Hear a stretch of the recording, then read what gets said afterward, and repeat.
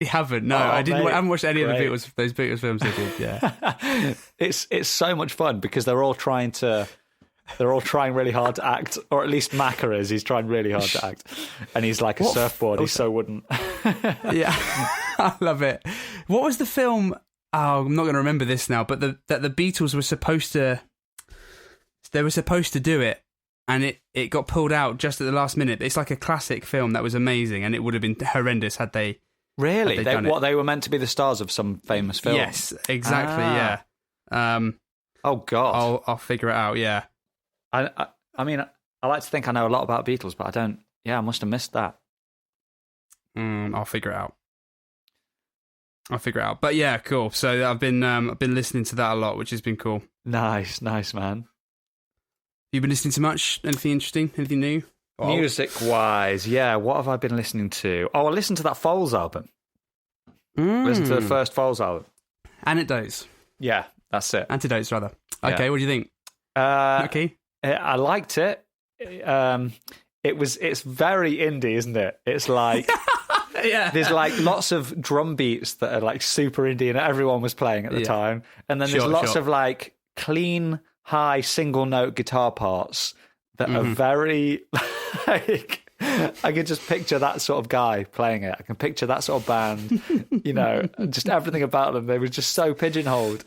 Yeah. But I did enjoy it. It was a good version. It was a good example of that sort of music. Yeah, I did like it. But it just immediately took me back to like 2008 or 2009 or whenever it was, And it was a bit of a like blast. I felt young listening to it. Yeah, man, that's it. I always go back to it like every couple of years. I'll put it in the car or something, and it does that exact same thing for me. It just brings me back to that time. Do you feel like you're in Top Man in like some market town? Burton's. Yeah, but it's just on. Like lads looking like girls with super skinny jeans, spray-on jeans, like walking around trying to sell you cheap Chinese tat. Yeah, and Fred Perry polos. Yeah. That's what we were on. Fred Perry polo shirts. And nice. Yeah, so I'm glad you listened to it. But yeah, no, it's not the most revolutionary album in the world. It's good fun though. It just exactly that. It was just hit me at the right time. But have you listened to any of their newer stuff as a comparison? Yeah, I did. Exactly what you were on about. It's like they've tried to follow, I don't know whether other people do it as well, but they've tried to follow some sort of idea or like curve, and they've not, I just don't think it's quite as good, is it? It's just like... No, not at all. It's just not as cool. Yeah. Yeah. Oh, well. Another thing I've been listening to is Japanese yacht rock, or as they call it, city pop. Right. Oh. So I think because I'm a massive yacht rock fan, and I think I've just exhausted all the Western yacht rock. I think I've just heard it all. So I'm digging around, and it seems like Japan just loves this sort of music, or at least it did back in the day.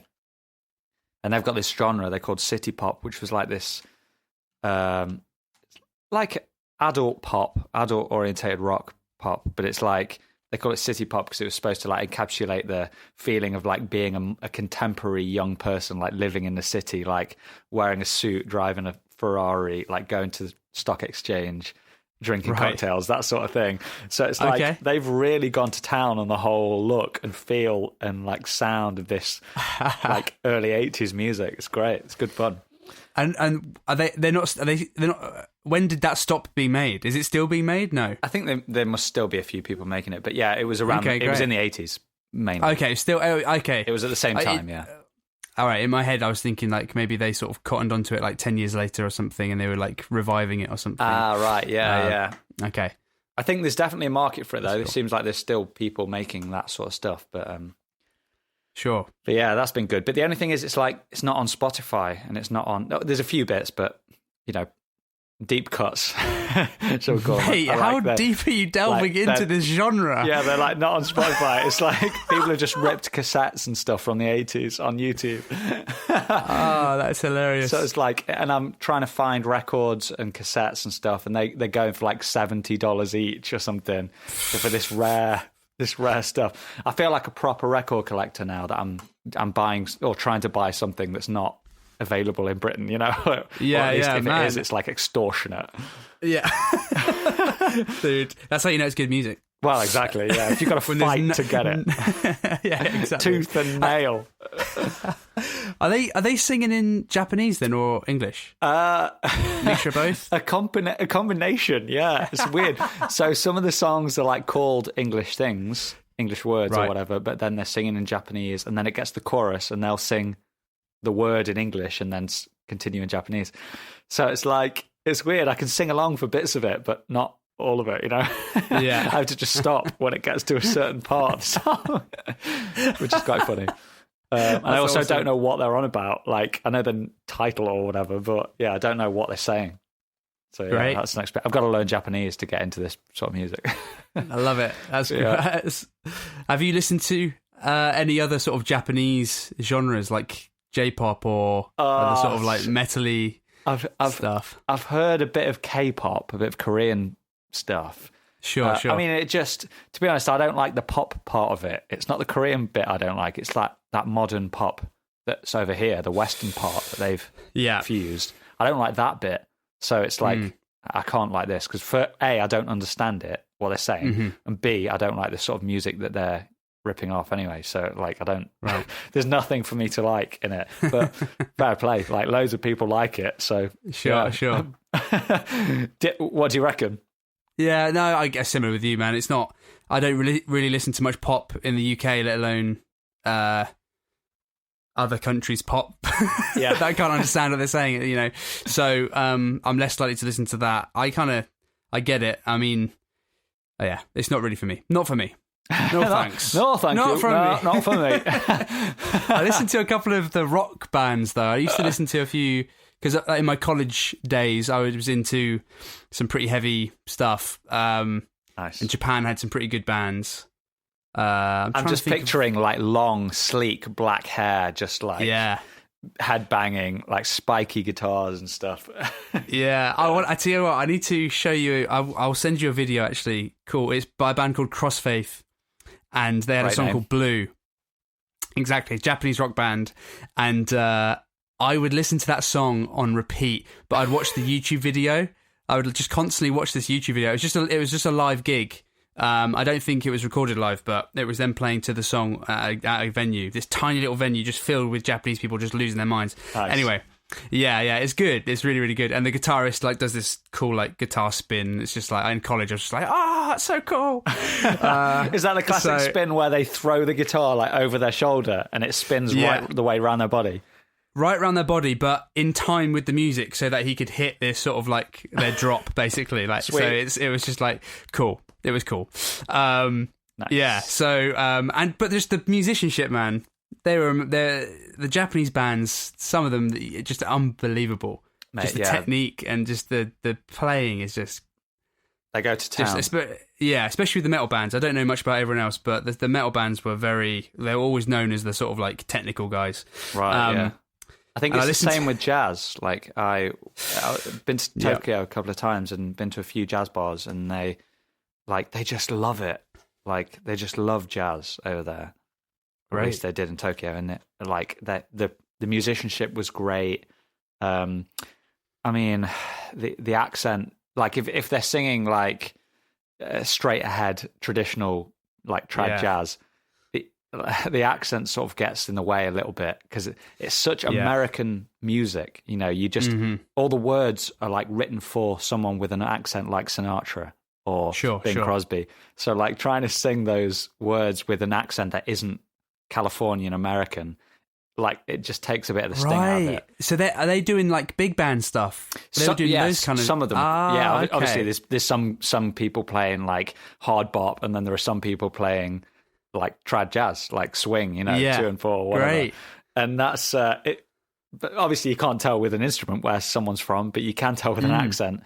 But they're singing about New York, autumn in New York or whatever. And it's like the accent tricky, takes you out of the mindset. But aside from that, the musicianship and the everything else was fantastic. And I spent several nights on the trot just sitting there in this jazz bar, like listening to some great stuff. That's so good. Oh, man. I would love to go to Japan. That's on my list for sure. I'm not like one of the guys that loves the sort of like anime culture and that kind of stuff, but there's so much else that I want. The tradition, The whiskey. The whiskey as well. The meat.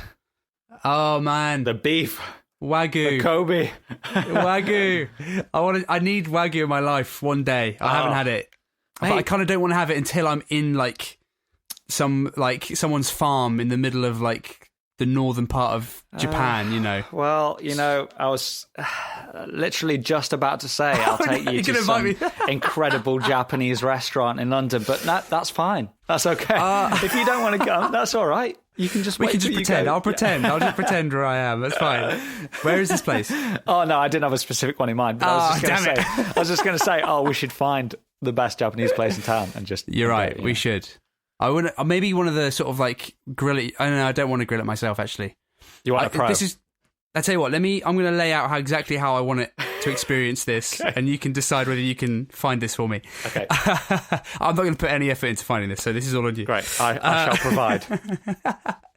So I want to sit on a high stool at like a bench. I don't want to be at a table. Yeah. Uncomfortably high. I want to be at a bench, uncomfortably high. Yep. On like a wooden bench, but the bench is connected to the grill which the chef is using. Awesome.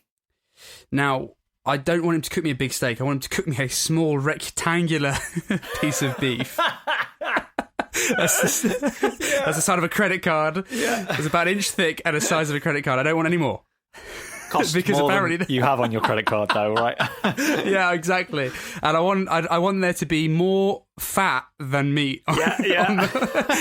Just veins of fat throughout this thing. Yeah. And I want to see this guy just meticulously care for this tiny cube of meat that's in front of him and not anything else. Nice. Until it's perfectly cooked, and then he places it on the plate. I'm getting hungry. That's my dream. Oh, that's good, man. I'm getting very hungry thinking about that. Uh-huh. Oh, Jesus. I bet. Yeah. Oh, God. Calm down, Sorry. It just sounds so tasty. I'd also like the exact same restaurant or setup, but with sushi. Nice. But the guy's literally making it and he's passing me it. Yeah. And I'm just shoving it in my mouth as soon as he's finished making it. Like, he almost can't make it fast enough because as soon as he's done, it's in. Yeah. Oh, mate, well, that's literally how they do it in these great places in Japan. Yeah. Oh, where's my gavel? My gavel's here. Oh, Jesus, I'm going to add a gavel in. I've got it. It is here. It's just in a bag. I thought you might have left it up there. No, I've got it. I just didn't get it out. It's because I'm not in my usual place. I'm not in my usual routine. Mm. Oh, jeez. You know what? Let's have a little break, a little pee break, and we can get a scotch and we can get the gavel. How about Perfect. See you in a bit. Okay. Have you picked from the shelf? I sure have. Yeah, in keeping with the strength of this evening, because of my lack of taste buds, I've gone for Lefroy Select. Ooh. So this, anyone who's delved into the murky waters of whiskey in the past will know that Lefroy is known as quite a strong, not alcohol-wise, because they're all pretty much the same, but Lefroy is like a strong flavoured, peated Islay single malt. Mm-hmm. In fact, we had a little question from a listener, didn't we? That we didn't explain. We did. Oh my God, yes, we did. Are you going to go through it or? No, you take it away. You're the whiskey dude.